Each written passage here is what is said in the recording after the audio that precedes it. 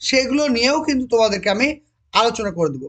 প্রত্যেকটা জিনিস ভালো করে শোনো, তারপরে তোমাদেরকে যা যা প্রশ্ন থাকছে অবশ্যই আমি তোমাদের ক্লিয়ার করে দেবো। তাহলে আজকের টপিক হচ্ছে কি, আজকের টপিক হচ্ছে আমাদের প্রাক প্রাথমিক বা প্রি প্রাইমারি। ওকে, দেখো কি বলা হয়েছে, বলছে প্রাক প্রাথমিক শ্রেণীর বইগুলিকে বই না বলে কর্মপত্র বলা হয়। তাহলে প্রাক প্রাথমিক মানে যে শ্রেণী রয়েছে সেখানে কিন্তু কোনো রকম বই দেওয়া হয় না। তাহলে সেখানে কি দেওয়া হয়, সেখানে এক ধরনের কর্মপত্র দেওয়া হয়। এর কারণ কি, তাহলে প্রাক প্রাথমিক বিদ্যালয়ে বা প্রাক প্রাথমিক শ্রেণীতে যে বইগুলো দেওয়া হয় সেই বইগুলোকে আমরা বই না বলে কর্মপত্র কেন বলবো? এক্ষেত্রে যে শিক্ষা ব্যবস্থাটা রয়েছে সেটা শিশুদের জন্য শিক্ষাকে কর্মভিত্তিক করে তোলে। অর্থাৎ শিশুদেরকে যে শিক্ষাটা দেওয়া হচ্ছে সেটা বেশিরভাগটাই অ্যাক্টিভিটি বেস, সবই কিন্তু প্র্যাকটিক্যাল, এখানে কিন্তু থিওরি বলে কিছু নেই। যেমন আমি যেমন এখন তোমাদেরকে কি করাচ্ছি, থিওরি পড়াচ্ছি, তাই তো, থিওরি পড়াচ্ছি। ঠিক তেমনি প্রাক প্রাথমিক যে ক্লাসরুম সেখানে কিন্তু থিওরি বিষয়টা নেই, সেখানে ম্যাক্সিমাম জিনিসটাই রয়েছে কি তোমার প্র্যাকটিক্যাল, অর্থাৎ কর্মভিত্তিক। সেখানে এমন কিছু চিত্র, সংখ্যা গণনার পদ্ধতি রয়েছে যা শিশু কর্মের মধ্যে দিয়ে শিক্ষা অর্জন করে। তাহলে শিশুরা প্রাক প্রাথমিক বিদ্যালয়ে কিভাবে তাদের শিক্ষাটা প্রথম অর্জন করতে শুরু করে, বিভিন্ন অ্যাক্টিভিটির মধ্যে দিয়ে, বিভিন্ন কর্মের মধ্যে দিয়ে। তাই মজারু এবং কুটুম কাটাম, কি বললাম, মজারু হচ্ছে 1 নাম্বার, কুটুম কাটাম 2 নাম্বার কর্মপত্রে বলা হয়। তাহলে এখন প্রাক প্রাথমিক বিদ্যালয়, এখন প্রাক প্রাথমিক বিদ্যালয়ে মজারু এবং কুটুম কাটাম বইটা রয়েছে। এ পর্যন্ত ক্লিয়ার?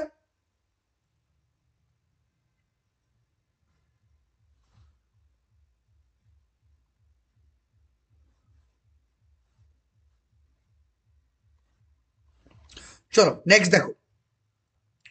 নেক্সট বলছে পশ্চিমবঙ্গ সরকারের উদ্যোগে 2013 সাল থেকে প্রাক প্রাথমিক শ্রেণী চালু হয়েছে। তাহলে কবে থেকে চালু হয়েছে? পশ্চিমবঙ্গ সরকারের উদ্যোগে 2013 সাল থেকে এই প্রাক প্রাথমিক শিক্ষা ব্যবস্থা চালু হয়েছে। Very very important, very very important point. তাহলে আমাদের পশ্চিমবঙ্গ সরকার কবে প্রাক প্রাথমিক শিক্ষা ব্যবস্থা চালু করেছেন? সেটা হবে 2013 সালে। এবার হচ্ছে প্রাক প্রাথমিক শিক্ষার বয়সসীমা কতটা? সাধারণত প্রাক প্রাথমিক শিক্ষার বয়সসীমা হচ্ছে 5 বছর থেকে 6 বছর। মনে থাকবে, 5 বছর থেকে 6 বছর শিক্ষা ব্যবস্থাটাকে আমরা বলবো প্রাক প্রাথমিক শিক্ষা ব্যবস্থা।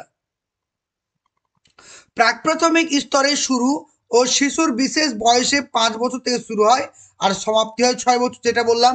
অর্থাৎ আমরা যখন বাচ্চাদেরকে একটা প্রাথমিক বিদ্যালয়ে ভর্তি করি, সে কিন্তু যখন তার বয়স 5 বছর সে ভর্তি হতে পারে কোন কিসে, প্রি প্রাইমারি, প্রি প্রাইমারিতে ভর্তি হতে পারে। বোঝা গেল? যখন তার বয়স 6 বছর হয়ে যাবে তখন সে ক্লাস 1, তখন সে ক্লাস 1-এ কিন্তু অ্যাডমিট হয়ে যাবে। তাহলে এখান থেকে তোমাদের কি কি প্রশ্ন করতে পারে ইন্টারভিউ? প্রশ্ন, প্রাক প্রাথমিক স্তর শুরু হয় এবং সমাপ্তি মানে সমাপ্তি হয় কখন? পরীক্ষা প্রশ্ন। তোমাদেরকে ইন্টারভিউ জিজ্ঞাসা করতে পারে যে আমাদের প্রাথমিক বিদ্যালয়গুলিতে প্রাক প্রাথমিক শিক্ষা ব্যবস্থা কোন বয়স থেকে শুরু হয়? তাহলে আনসার কি হবে? 5 বছর। তাহলে 5 বছর থেকে শুরু হচ্ছে এবং সমাপ্তি ঘটছে কবে? 6 বছর বয়সে। Clear is it?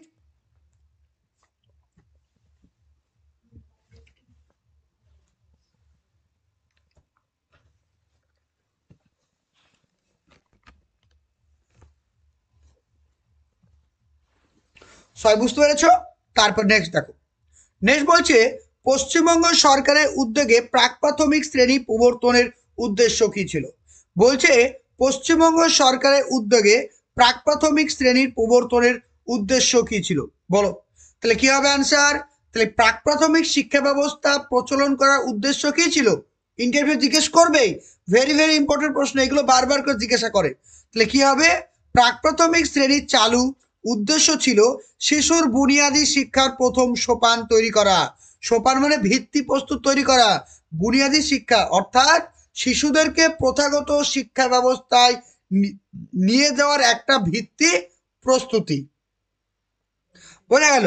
তাহলে যদি পরীক্ষা ইন্টারভিউ জিজ্ঞেস করে যে প্রাক প্রাথমিক শিক্ষা ব্যবস্থার উদ্দেশ্য কি ছিল, তাহলে তোমরা বলবে যে প্রথাগত শিক্ষা ব্যবস্থার প্রস্তুতি পূর্ব হিসাবে প্রাক প্রাথমিক ব্যবস্থাকে আয়োজন করা হয়েছিল। অর্থাৎ এখানে কি হয়, বাচ্চাদেরকে খেলাধুলার মধ্যে দিয়ে স্কুলের প্রতি তাদেরকে আকৃষ্ট করা হয়, বিদ্যালয়ের যে পরিবেশ সেই বিদ্যালয়ের পরিবেশ সম্পর্কে সচেতন করা হয়, বিদ্যালয়ের যে শিক্ষক বা শিক্ষিকা রয়েছেন তাদের সঙ্গে বন্ধুত্ব একটা সম্পর্ক তৈরি করানোর কথা বলা হয়েছে এই প্রাক প্রাথমিক শ্রেণীতে। 3 নাম্বার, প্রাক প্রাথমিক শ্রেণীর শিক্ষা শিশুদের জন্য কেন গুরুত্বপূর্ণ? ভেরি ভেরি ইম্পর্টেন্ট প্রশ্ন। বলবে প্রাক প্রাথমিক শ্রেণীর শিক্ষা শিশুদের জন্য কেন গুরুত্বপূর্ণ? এটি শিশুদের জন্য গুরুত্বপূর্ণ কারণ এটি তাদের প্রাথমিক শিক্ষার ভিত্তি গড়ে তোলে। মানে প্রাথমিক শিক্ষা মানে কি, যে ক্লাস 1, ক্লাস 2, ক্লাস 3-তে যে পড়বে তার একটা ভিত্তি প্রস্তুর গড়ে তোলে। সামাজিক মানসিক দক্ষতা উন্নয়ন করে, অর্থাৎ শিশুর যে সোশ্যাল মানে ইন্টারাকশন, মানে একজনের সঙ্গে আরেকজনের খেলাধুলা করা, এর মাধ্যমে কি ঘটছে, তার সামাজিক দক্ষতা বৃদ্ধি পাচ্ছে এবং মানসিক দক্ষতাও কিন্তু তার বৃদ্ধি পাচ্ছে। পরবর্তী টাইমে সে প্রাথমিক শিক্ষা গ্রহণের জন্য প্রস্তুত হয়ে ওঠে। Very very important. 4 নাম্বার বলছে প্রাক প্রাথমিক স্তরের শিক্ষার মূল বৈশিষ্ট্য কি? তাহলে প্রাক প্রাথমিক শিক্ষার মূল বৈশিষ্ট্য, এর মূল বৈশিষ্ট্য হলো মৌলিক দক্ষতা নির্মাণ করা, সামাজিক অভ্যস্ত করা, মানসিক বিকাশের উপরে দৃষ্টি কেন্দ্রীভূত করা। এগুলো বলতে পারো। তোমাদের শিক্ষক হওয়ার স্বপ্ন পূরণ করার জন্য আমরা নিয়ে এসেছি প্রাইমারি ইন্টারভিউ ব্যাচ। এখানে তোমরা পাচ্ছ ডেমো ক্লাস, সিচুয়েশনাল বেস প্রশ্ন, ক্লাসের notes, live class, recording class, সমস্ত কিছু। এছাড়াও তোমরা পেয়ে যাচ্ছ 2017 এবং 2014 ছেলে মেয়েদেরকে যে ধরনের প্রশ্ন করা হয়েছিল তার বিস্তারিত সমাধান। তো তোমরা যারা আমাদের ব্যাচ কোর্সে অ্যাডমিশন নিতে চাইছো, স্ক্রিনে দেওয়া যে নাম্বারটি রয়েছে 9647300217, এই নাম্বারে হোয়াটসঅ্যাপ বা ফোন করে আমাদের সঙ্গে যোগাযোগ করতে পারো। আমাদের কোর্সের ভ্যালিডিটি থাকছে ইন্টারভিউ পর্যন্ত। টোটাল কোর্স ফি রয়েছে 500 টাকা। দেখো, তারপরে ভেরি ভেরি একটা ইম্পর্টেন্ট পয়েন্ট এখানে রয়েছে, হাইলাইট করে দিচ্ছি। দেখো, ভেরি ভেরি ইম্পর্টেন্ট। বলছে কুটুম কাটাম, মজারু এবং বিহান। তাহলে প্রাথমিক অবস্থায় প্রাক প্রাথমিক শ্রেণীতে 3টে বই ছিল। কটা ছিল? 3টে। একটা ছিল কুটুম কাটাম, 2 নম্বর হচ্ছে মজারু, আর 3 নম্বর হচ্ছে বিহান। কিন্তু বর্তমানে এই বিহান বইটি আর নেই। 2016 সালে কিছু মাস পর এই বইটি প্রাক প্রাথমিক শ্রেণী বাচ্চাদের দেওয়া বন্ধ করে দেওয়া হয়েছে। তাহলে এই যে বিহান বইটা কত সালে বন্ধ করে দেওয়া হয়েছে? 2016 সালে। এই বইটা এখন কাদের জন্য? এই বইটা এখন শিক্ষক বা শিক্ষিকাদের জন্য, বাচ্চাদের জন্য নয়। মনে থাকবে? নেক্সট বলছে প্রাক প্রাথমিক শ্রেণী বাচ্চাদেরকে 2টি কর্মপত্র দেওয়া হতো। বলছে প্রথম দিকে প্রাক প্রাথমিক শ্রেণী বাচ্চাদেরকে 2টি কর্মপত্র দেওয়া হতো, একটা হচ্ছে বিহান আর একটা হচ্ছে কুটুম কাটাম। মানে যখন তোমার যে প্রাক প্রাথমিক শিক্ষা ব্যবস্থা চালু করা হলো 2013 সালে, 2013 সালে যখন চালু করা হলো তখন 2টো বই দেওয়া হতো, একটা হচ্ছে বিহান আর একটা হচ্ছে কুটুম কাটাম। ঠিক আছে?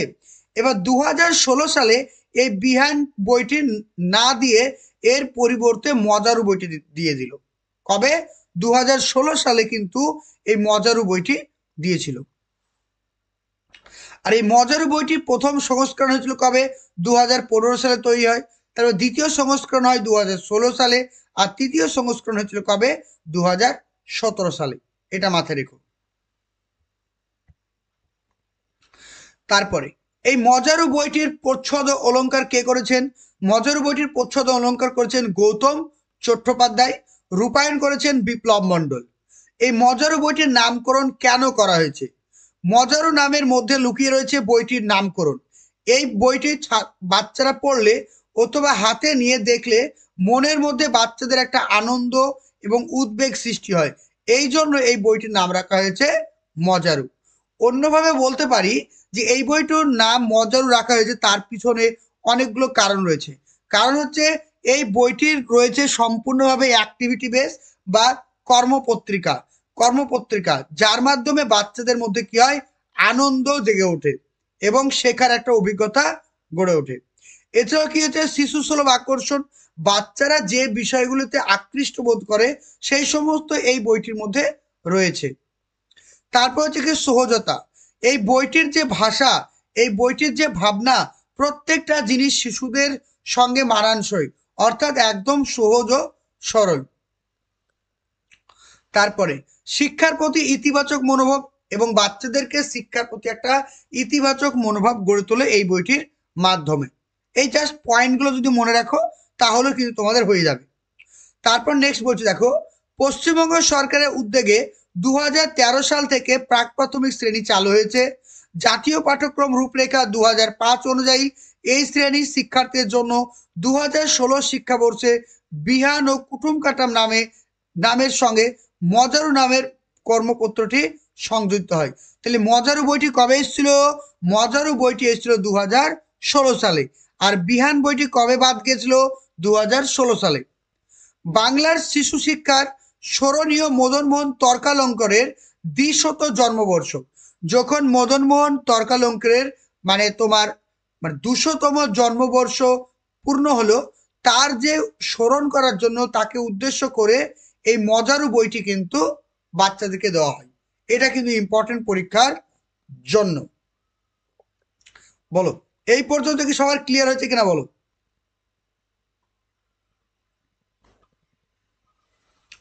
এবার তোমাদের ইন্টারভিউ এখান থেকে কি কি প্রশ্ন করতে পারে? প্রশ্নগুলো, পশ্চিমবঙ্গ সরকারের উদ্যোগে প্রাক প্রাথমিক শ্রেণী কবে চালু হয়েছিল? আনসার হবে কি 2013 সাল। 100% প্রশ্ন করবে, একবারে 100%। ঠিক আছে, এগুলো ভালো করে পড়ে যাবে। তারপরে জাতীয় পাঠ্যক্রম রূপরেখা 2005 অনুযায়ী 2016 শিক্ষাবর্ষে প্রাক প্রাথমিক শ্রেণীর শিক্ষার্থীদের জন্য কোন কর্মপত্রটি সংযোজিত হয়েছিল? তাহলে আনসার কি হবে? বলে ফেলো। এটা বিহার ও কুটুম কাটুমের সঙ্গে যুক্ত হয়েছিল মজারু বইটা। তাহলে এক কথায় বলে দেবে মজারু কর্মপত্রিকাটি বা কর্মপত্রটি যুক্ত হয়েছিল। 3 নম্বর বলছে মজারু বইটি কাদের প্রতি শ্রদ্ধাঞ্জলি হিসাবে প্রকাশিত হয়েছিল? সঠিক আনসার হবে কি মদন মোহন তর্কালঙ্কার। কিসের জন্য? তার 200তম জন্মবার্ষিকী উপলক্ষে। মনে থাকবে। 4 নম্বর প্রাক প্রাথমিক স্তরের শিক্ষার উদ্দেশ্য কি? প্রাক প্রাথমিক স্তরের শিক্ষার উদ্দেশ্য হচ্ছে, প্রাক প্রাথমিক শিক্ষার উদ্দেশ্য হলো শিশুর বুনিয়াদী শিক্ষাকে প্রদান করা, তাদের প্রাথমিক দক্ষতা উন্নয়ন করা এবং পরবর্তী শ্রেণীর জন্য তাদেরকে প্রস্তুত করে তোলা। চলো এবার আমরা পড়বো কি মজারু কর্মপত্রটির ব্যবহার সম্পর্কে। প্রাক প্রাথমিক স্তরে আনন্দময় দলগত কর্মভিত্তিক শিক্ষণকে সুনিশ্চিত করার জন্য এই বইটি কিন্তু ব্যবহার করা হয়েছিল। বৈশিষ্ট্য কি? এই বইটির বৈশিষ্ট্যগুলো দেখো। বইটি চিত্রের সঙ্গে ছবির সঙ্গে পরিবেশের একটা সম্পর্ক স্থাপন হয়। অর্থাৎ তোমরা যদি মজারু বইটা খুলে দেখো তাহলে দেখতে পাবে যে বিভিন্ন ছবিতে ভরা, বইটা বিভিন্ন ছবিতে ভরা, এবং শিশুরা সেই ছবিগুলোকে বা চিত্রগুলোকে দেখে পরিবেশ সম্পর্কে একটা ধারণা অর্জন করে। বিভিন্ন চিত্র দিয়ে বিভিন্ন গল্প বলার চেষ্টা করা হয়েছে, বিভিন্ন ছবি রয়েছে, সেই ছবি দিয়ে গল্প বলার চেষ্টা করা হয়েছে। বাচ্চারা সেগুলিকে দেখবে এবং শিক্ষক মহাশয় বা শিক্ষিকা মহাশয় যখন গল্প বলবেন বাচ্চারা সহজেই চিত্রগুলো দেখে কিন্তু তারা বুঝতে পারবে। যখন ধরো একটা কচ্ছপ এবং যে তোমার খরগোশের যে গল্পটা আছে, স্যার যখন কচ্ছপ খরগোশের গল্পটা বলছেন তখন যদি সেই বইয়ে কচ্ছপের ছবি খরগোশের ছবি থাকে তাহলে বাচ্চারা সহজে কিন্তু গল্পটাকে ভালো করে বুঝতে পারবে। অনেক চিত্র রয়েছে যেখানে বাচ্চাদের রং করার নির্দেশ দেওয়া হয়েছে। যে ধরো এখানে একটা হাঁসের ছবি আছে, ঠিক আছে, এরকম একটা হাঁসের ছবি আছে, ঠিক আছে, এরকম একটা হাঁসের ছবি আছে, হাঁসের ছবি। এবার কি হচ্ছে, বাচ্চাদেরকে বলা হয়েছে রং করো, বাচ্চাদেরকে রং করতে বলা হয়েছে। তো বাচ্চারা এবার রং করবে হাঁসের ছবিটা, বোঝা গেল? তাহলে বাচ্চাদেরকে রং করার জন্য বিভিন্ন নির্দেশ দেওয়া হয়েছে, বিভিন্ন ধরনের রং দেওয়া হয়েছে যাতে তারা সহজে আকৃষ্ট হয়।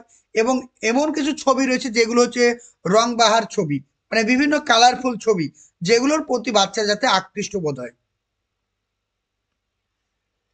তোমরা একটু মজারু বইটা ডাউনলোড করে নেবে, দিয়ে একবার বইটা খুলে দেখবে, তাহলে জিনিসটা বুঝতে পারবে, মনে থেকে যাবে। এখানে বিভিন্ন জ্যামিতিক আকৃতি সম্পর্কে ধারণা দেওয়া হয়েছে। জ্যামিতিক আকৃতিগুলো হলো দেওয়ার পিছনে মূল উদ্দেশ্য কি? তাহলে জ্যামিতিক আকৃতি কেন দেওয়া হয়েছে, তার মূল উদ্দেশ্য কি? বাচ্চারা যাতে সহজে ত্রিভুজ, বর্গক্ষেত্র, আয়তক্ষেত্র এগুলি প্রাথমিক ধারণা অর্জন করতে পারে, কিন্তু আকৃতিগুলোর কোনো নাম কিন্তু উল্লেখ নেই।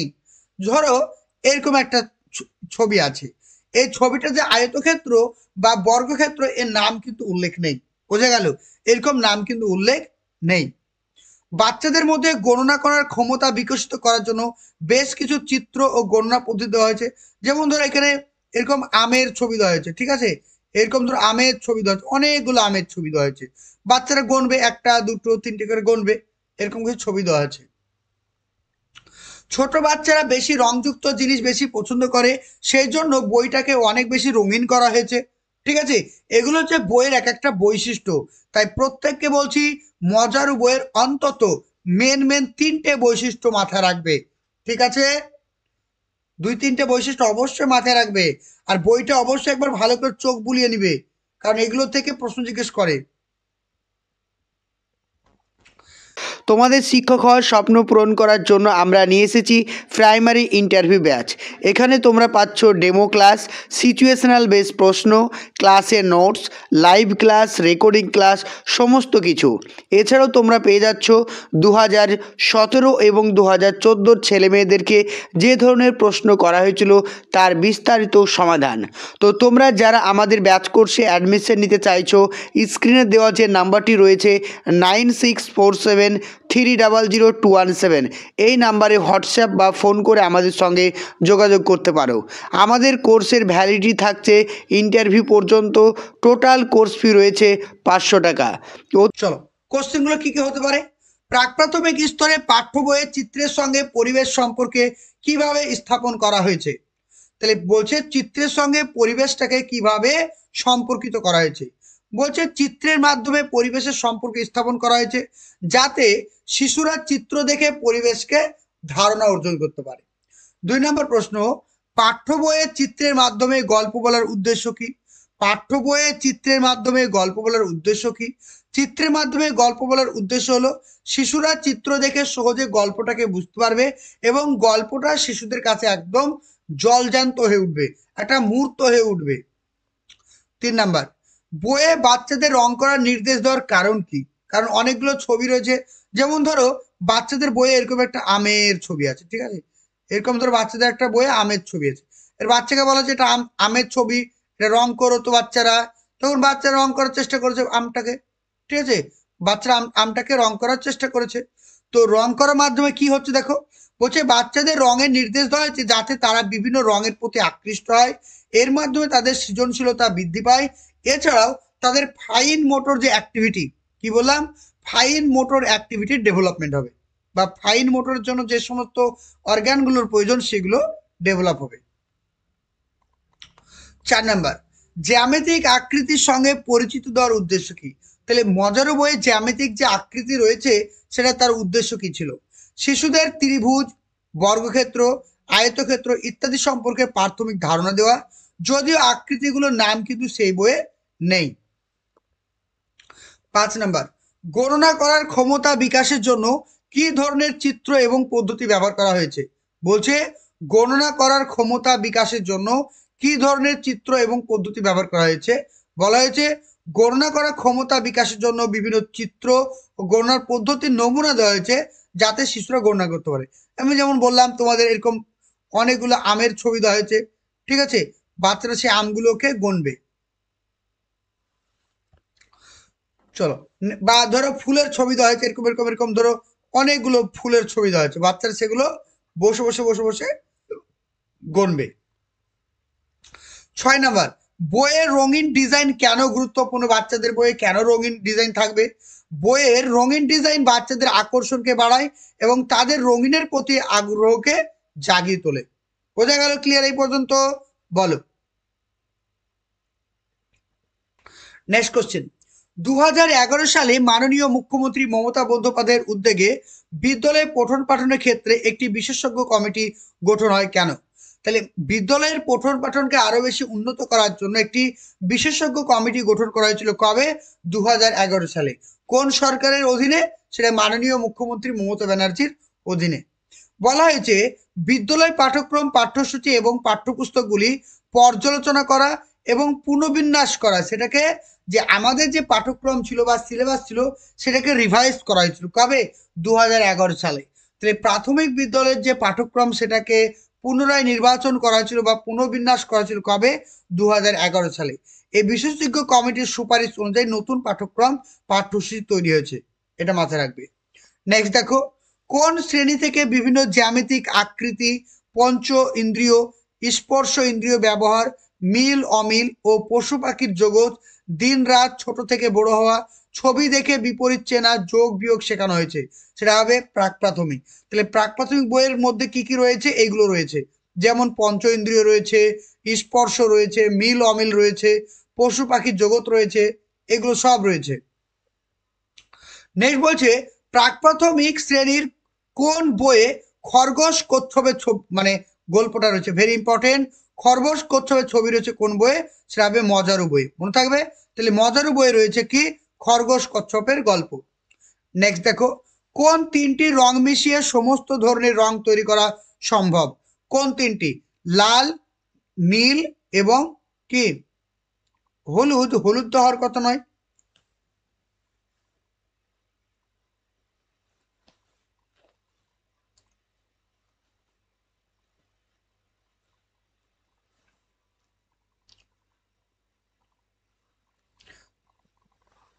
এখানে একটু ভুল আছে, ঠিক আছে, এটা ঠিক করে নিবে, এখানে ভুল আছে তোমাদের। ও না না, ঠিক আছে ঠিক আছে, ও সরি সরি, ঠিকই আছে। একটা লাল রয়েছে এবং তোমাদের ইয়েলো এবং হচ্ছে রেড, সরি রেড তো লাল, মানে লাল, হলুদ এবং নীল, এই তিনটে হচ্ছে আমাদের প্রাথমিক রং, তাই তো। এই তিনটি রং হচ্ছে আমাদের প্রাথমিক রং, লাল, নীল আর হলুদ, এটা ইম্পর্টেন্ট, মাথায় রাখবে।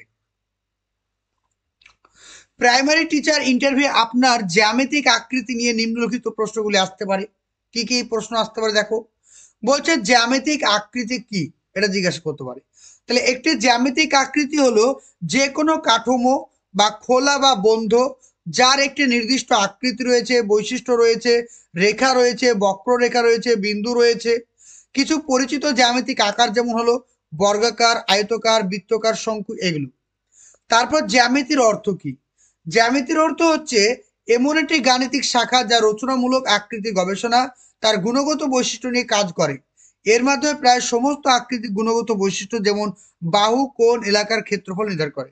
জ্যামিতির কথাটির অর্থ হচ্ছে, জ্যা মানে কি বলো, জ্যা মানে ভূমি, আর মিতি মানে পরিমাপ করা, অর্থাৎ ভূমির পরিমাপ করা। তাহলে জ্যামিতিক কথাটির অর্থ হচ্ছে ভূমির পরিমাপ করা, যেটা তোমাদের এর আগের ক্লাসে পড়িয়েছি, মনে আছে কিনা জানি না, ওইটা বলবে, ঠিক আছে।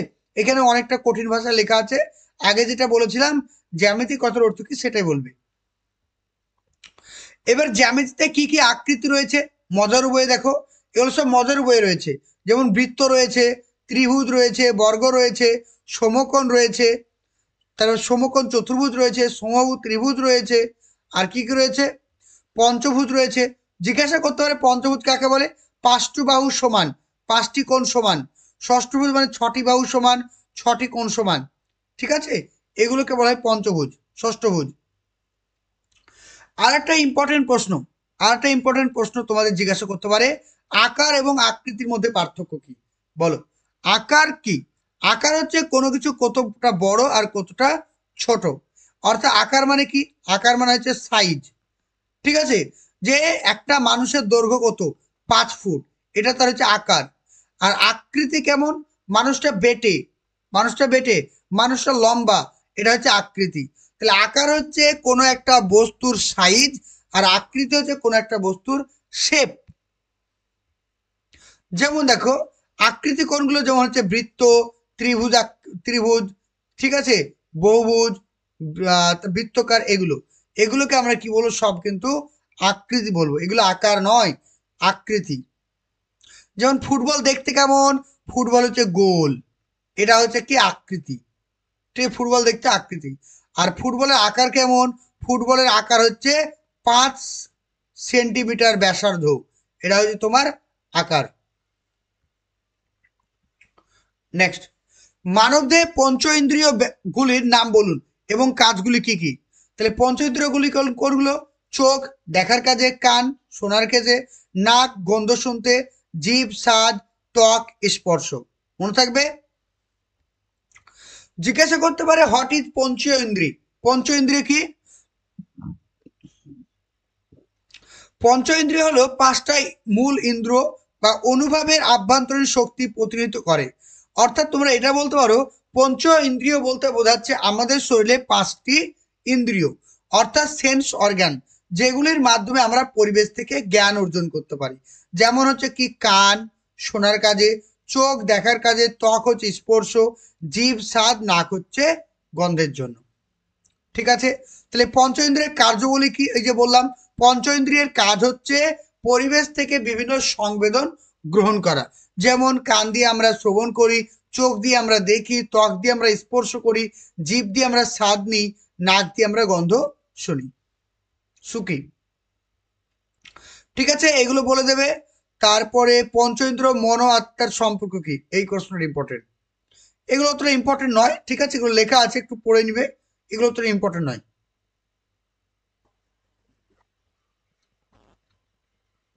এগুলো অতটা ইম্পর্টেন্ট নয়, ঠিক আছে, তবুও যেহেতু বইয়ে রয়েছে বলে আমি লিখে দিয়েছি, এগুলো তোমরা একটু রিডিং পড়ে নিবে, এগুলো অতটা ইম্পর্টেন্ট নয়। এটা ইম্পর্টেন্ট, এই প্রশ্ন ইম্পর্টেন্ট। বলছে আপনার দৈনন্দিন জীবনে পঞ্চ ইন্দ্রিয় কোনটি সব থেকে বেশি প্রভাবিত হয় এবং কেন? বলছে এটি ব্যক্তিভেদে পরিবর্তন হতে পারে, তবে সাধারণত অনেকের ক্ষেত্রে দৃষ্টিশক্তি বা শ্রবণ শক্তি সব থেকে বেশি ব্যবহার করা হয়। তাহলে আমাদের পঞ্চ ইন্দ্রিয়ের মধ্যে সব থেকে যেটা বেশি ব্যবহার হয় সেটা হচ্ছে চোখ এবং কান। ঠিক আছে,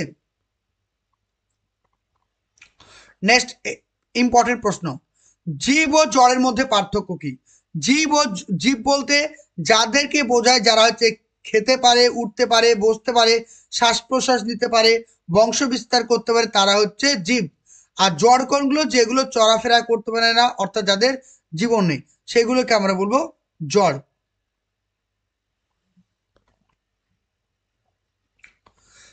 আমাদের প্রাথমিক বিদ্যালয়ে কোন কোন দিবস পালন করা হয়? দেখো, বই দিবস 2 জানুয়ারি, নেতাজি সুভাষচন্দ্র বসু জয়ন্তী 23 জানুয়ারি, প্রজাতন্ত্র দিবস 26 জানুয়ারি, আন্তর্জাতিক মাতৃভাষা দিবস 21 ফেব্রুয়ারি, রবীন্দ্র জয়ন্তী 25 বৈশাখ, নজরুল জয়ন্তী 26 মে, আচার্য প্রফুল্লচন্দ্র রায়ের জন্মদিবস 2 আগস্ট, শহীদ দিবস 11 আগস্ট, স্বাধীনতা দিবস 15 আগস্ট, শিক্ষক দিবস 5 সেপ্টেম্বর, বিদ্যাসাগর জয়ন্তী 26 সেপ্টেম্বর, গান্ধী জয়ন্তী 2 অক্টোবর, শিশু দিবস 14 নভেম্বর। এই দিনগুলো আমাদের প্রাথমিক বিদ্যালয়ে উদযাপন করা হয়। পরীক্ষায় বারবার ইন্টারভিউ বারবার জিজ্ঞেস করে। ঠিক আছে, বেশি পড়ালে তোমাদের শিক্ষক হওয়ার স্বপ্ন পূরণ করার জন্য আমরা নিয়ে এসেছি প্রাইমারি ইন্টারভিউ ব্যাচ। এখানে তোমরা পাচ্ছ ডেমো ক্লাস, সিচুয়েশনাল বেস প্রশ্ন, ক্লাসের notes, live class, recording class, সমস্ত কিছু।